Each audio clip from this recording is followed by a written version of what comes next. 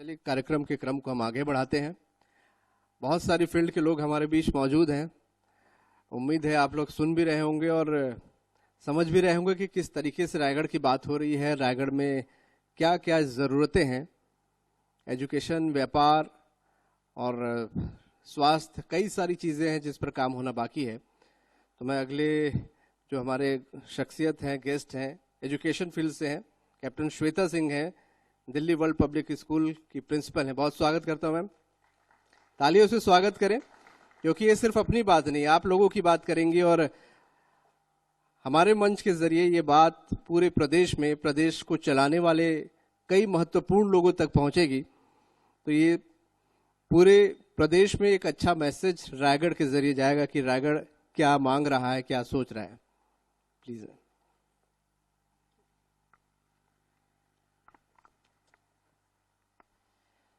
स्वागत करता हूं बंसल न्यूज के मंच पे आपका। माइक चलो। धन्यवाद। एजुकेशन फील्ड से आप आती हैं और प्रिंसिपल हैं। हालांकि एक प्रिंसिपल को लेकर जो इमेज बनती है कि बहुत कड़क प्रिंसिपल होंगी, आपको देख के लग नहीं रहा फिर भी बड़ी जिम्मेदारी होती है प्रिंसिपल की।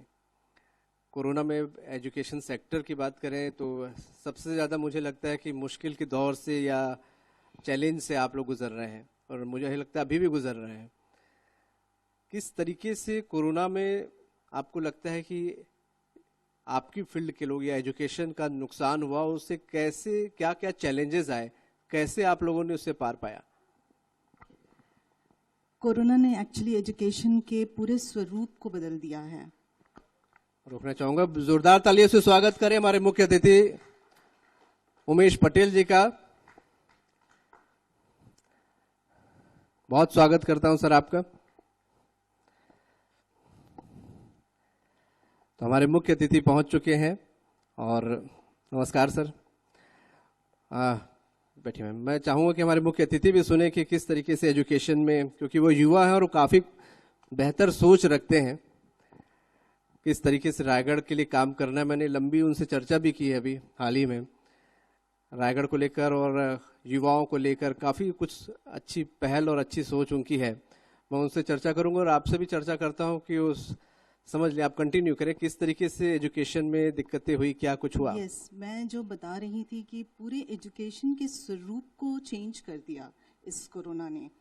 पहले कहते थे कि आप एक टीचर और एक जब बच्चा एक स्कूल में आता है तो पढ़ाई लिखाई तो ठीक है, ABCD सीख रहा है, साइंस सीख रहा है, मैथ सीख रहा है, बट सबसे पहले एक इमोशनल कनेक्ट बनता है एक टीचर का, कि वो टीचर उसको मोटिवेट करती है, उसके पीठ थपथपाती है, हाँ तुमने बहुत अच्छा किया। और वो जो जोश एक आता है बच्चे का टीचर के साथ मिल करके, वो चीज़ें ऑलमोस्ट ख़त्म हो गई हैं आज की डेट में। और जो टीचर ने आज तक, टीचर को यही पता था कि वो सामने खड़ी है और बच्चा उसके सामने बैठा हुआ है और उसको पढ़ा रही है, कभी उस पर ममता भी देती थी और कभी उससे स्ट्रिक्ट भी होती थी, और अचानक वो बच्चा गायब हो गया और एक हमारे मोबाइल के स्क्रीन ने उसकी जगह ले ली है। तो ये बहुत बड़ा एक चैलेंज था टीचर्स के लिए भी, बच्चों के लिए भी और उसके पेरेंट्स के लिए भी। तो इनिशियली जब हम लोगों ने ऑनलाइन क्लासेस स्टार्ट किया तो पेरेंट्स इस बात को समझ नहीं पाए। सबसे पहले तो ये बहुत ज़रूरी है लोगों का ये समझना कि ऑनलाइन क्लास सिर्फ एक वैकल्पिक व्यवस्था है, ये एजुकेशन नहीं है। और ये हमको एक उस महामारी ने हमको उसकी तरफ धकेल दिया है, उस वैकल्पिक व्यवस्था की तरफ। तो मैं चाहूंगी कि ये व्यवस्था जितनी जल्दी हो सके वो खत्म हो पाए, चीजें नॉर्मल हो जाएं और हम वापस अपने क्लासरूम्स में जाके अपने बच्चों को उसी प्यार के साथ पढ़ा पाएं। लेकिन उस टाइम पे बिल्कुल एजुकेशन को खत्म कर देना भी ऑप्शन नहीं ठीक था। तो जब हम लोग ऑनलाइन के लिए आए, जब इनिशियली तो कुछ महीने पेरेंट्स को समझ ही नहीं आया कि हम क्या बोल रहे हैं या हम कैसे पढ़ाना चाह रहे हैं। तो उनको समझाने में, बच्चों को वहाँ तक लाने में कि आप अपने लैपटॉप के पास बैठ करके अपने टीचर को देख के पढ़ाई कर रहे हो, बहुत बहुत मुश्किल हुआ। बट अब लोगों को ये बात 6, 7, 8 महीने बाद ये समझ में आ गई कि आप कॉपी किताब बंद करवा के तो नहीं रख सकते हो, ये तो चालू रखना है। तो इस व्यवस्था को लोगों ने समझा और उसको एडॉप्ट किया हो। और मैं सराहना करूंगी सबसे ज़्यादा अपने बच्चों के लिए कि क्लास 1, 2 कितने साल के होते हैं, 6, 7, 8 साल के बच्चे, लेकिन इस बात को समझे और मेरे ख्याल से टीचर्स से जल्दी उन्होंने अडेप्ट किया, बिकॉज ये टेक्नोलॉजी का युग है, वो उन टेक्नोलॉजी के साथ पैदा हो रहे हैं। तो टीचर्स को शायद ज़्यादा मुश्किल हुई है, वो बच्चों ने इसको बहुत जल्दी अडॉप्ट किया और अब तो काफ़ी कंफर्टेबल हैं। बट स्टिल मैं आशा करती हूँ कि जितनी जल्दी वो किलकारी हमारे स्कूल में वापस आए वो उतना अच्छा होगा। पर ये लगता नहीं कि बच्चे घर में मशीनों के साथ उनको टीचर समझकर पढ़ते पढ़ते अब स्कूल जाने का वापस उनका फिर मन करेगा? कितना आपको लगता है सहज और आसान होगा उन बच्चों के लिए? वो भी अपने आप में एक चैलेंज है, बिकॉज एक रूटीन होता था जब बच्चे स्कूल आते थे, एक डिसिप्लिन होता था। अगर 7 बजे का स्कूल है तो वो बच्चा 6 बजे उठता है, नहाता है, स्कूल आता है, स्कूल में बहुत सारे कार्यक्रम होते हैं और उसमें वो पार्टिसिपेट करता है। तो ये सारी चीज़ें तो बहुत हद तक असर आई हैं और बहुत मुश्किल भी हो रहा है। अब अगर 7 बजे का हमने स्कूल रखा है तो बच्चा 5 मिनट पहले भी उठेगा और मतलब उसने ब्रश किया या नहीं किया, नाश्ता किया नहीं किया, नहाया नहीं किया, वो कंट्रोल हमारे पास नहीं है। ये सिर्फ माँ बाप ही देख सकते हैं और कई बार माँ बाप की भी बातें बच्चे नहीं सुनते हैं। तो वो सारी चीज़ें जो डिसिप्लिन पहले थी बच्चों में, उसको वापस लाने में अभी हमें बहुत संघर्ष करना पड़ेगा। क्या आपको लगता नहीं है कि टीचर्स की जगह मौजूदा समय में जैसे मशीनें ले रही हैं, कई सारे सॉफ्टवेयर ले रहे हैं, एप्स लॉन्च हो गए हैं, टीवी में भी ऐड चल रहे हैं, बच्चों को बकायदा वो कोचिंग भी देने लगे हैं, उससे जो मैन पावर है उसको एक खतरा महसूस हो रहा है आने वाले समय में? क्या किसी प्रकार का चैलेंज देखती हैं इससे? यस, थोड़ा तो मुझे दिख रहा है, लेकिन सबसे पहले तो अगर लोग समझे कि एजुकेशन है क्या एजुकेशन सिर्फ मैथ्स पढ़ाना है या साइंस पढ़ाना है, या बच्चों का जो बोलते हैं ओवरऑल डेवलपमेंट, सर्वांगीण विकास। जब एक टीचर एक क्लास में जाती है तो सिर्फ वो इंग्लिश, मैथ्स या हिंदी नहीं पढ़ा रही होती है। वो उस बच्चे, अगर वो बच्चा उदास है तो उससे बात करती है, उससे जानकारी लेती है कि क्या बात है। उस बच्चे के मन में, जब वो बच्चा एक स्कूल में आता है तो बहुत सारी भावनाएं लेके आता है, बहुत सारे सपने लेके आता है और वो उस टीचर से शेयर करता है। वो टीचर उसे धीरे धीरे धीरे धीरे एक शेप देना चाहती है, एक आकार देना चाहती है। तो एजुकेशन है क्या चीज़, पहले तो समाज को ये जानना बहुत ज़रूरी है। और उसके लिए जो ह्यूमन टच है, जो टीचर का प्रेजेंस है या उसका टच है या उसका मोटिवेशन है, ये बहुत बहुत बहुत इंपॉर्टेंट है। वो कोई भी ऐप, कोई भी, ठीक है, एक बच्चा 12th कर लिया है या ग्रेजुएशन में है, वो बहुत समझदार है, तो ठीक है, वो आप रिप्लेस कर सकते हो। लेकिन जब उससे छोटे बच्चे, 18 साल के जो छोटे बच्चे हैं, उनको आप बिल्कुल भी एक ह्यूमन टच को अलग करके और सिर्फ उनको एक ऐप पकड़ा दो कि आप ये मैथ्स कर लोगे तो आप बहुत बढ़िया करोगे जिंदगी में, ये अगर कॉन्सेप्ट आ गया तो ये मेरे ख्याल से एक पूरी सोसाइटी के लिए बहुत डेंजरस हो सकता है। क्योंकि आप प्रिंसिपल हैं और लगातार शिक्षा जगत से वास्ता रखती हैं, पाला पड़ता आपका रहता होगा, और हमारे मुख्य अतिथि भी खुद शिक्षा के विभाग से घिरे रहते हैं, एजुकेशन को लेके सोचते हैं, क्योंकि रायगढ़ से विशेष प्रेम है उनका। रायगढ़ में एजुकेशन की स्थिति आप क्या देखती हैं? यहाँ के बच्चों के लिए किस तरीके से एजुकेशन अवेलेबल है? क्या कुछ आपको लगता है और बहुत कुछ संभावनाएं एजुकेशन में हो सकती हैं? हमारे उच्च शिक्षा मंत्री बैठे भी हैं, तो उम्मीद है आपकी बात बहुत जल्दी ऊपर तक पहुंचेगी। यस, मैं एक बात बता दूं, श्री उमेश पटेल जी हमारे स्कूल में आ चुके हैं और मेरा जो पहला कल्चरल प्रोग्राम था वो उन्होंने अटेंड किया। बिकॉज हमारा स्कूल एक फाउंडेशन का स्कूल है जिसके जो मेंटोर हैं वो श्री सलमान खुर्शीद सर हैं। तो पहला जो हमारा प्रोग्राम था, मेरा स्कूल बहुत पुराना नहीं है, 2.5 साल पुराना है, और जब पहला कार्यक्रम हुआ था तो हमको इन्होंने आ करके उसको वहाँ पहुँच करके हमें बहुत सम्मान दिया था। तो शायद इनको कुछ चीज़ें पता हैं हमारे स्कूल के बारे में। और अगर मैं अमूमन रायगढ़ की बात करूं, जैसे आपने सबसे पूछा था कि कितना चेंज हुआ है, मैं बता दूं, मैं पहले आर्मी में थी, इसलिए मैं कैप्टन लगाती हूँ। 7 साल मैंने फौज में काम किया है और फिर मैं यहाँ रायगढ़ आई हूँ। तो पिछले 15 साल से मैं रायगढ़ में हूँ। फिर 13 साल मेरा ओपी जिंदल स्कूल में वेरियस कैपेसिटीज़ में गुजरा और फिर अब मैं एक ये नया स्कूल डाल रही हूँ या चला रही हूँ। अब इस स्कूल में, अब आप जानते हो कि अगर मैं 15 साल से रायगढ़ में और एक नए स्कूल में आई हूँ तो नेचुरली जो कमी मुझे नज़र आई होगी इतने सालों में, वो मैं चाहूँगी कि उसको पूरा करूँ। तो अगर मंत्री जी से कुछ बात करने की है या मांगने की बात है, तो सब लोगों ने डॉक्टर प्रशांत को भी मैंने सुना, ये लोग ट्रेनिंग की बात कर रहे थे। और एक जो नेशनल एजुकेशन पॉलिसी है उसमें वोकेशनल ट्रेनिंग की बहुत बात की जा रही है, क्योंकि हर बच्चे को आप चाहोगे कि एमए कर ले, एमएससी कर ले, डिग्री दे दे, ये ज़रूरी नहीं होता है। उसको काम करना है तो उसको वर्कफोर्स में लेके आइए। तो वोकेशनल ट्रेनिंग को एक इंटीग्रेटेड पार्ट बनाया गया है स्कूल का।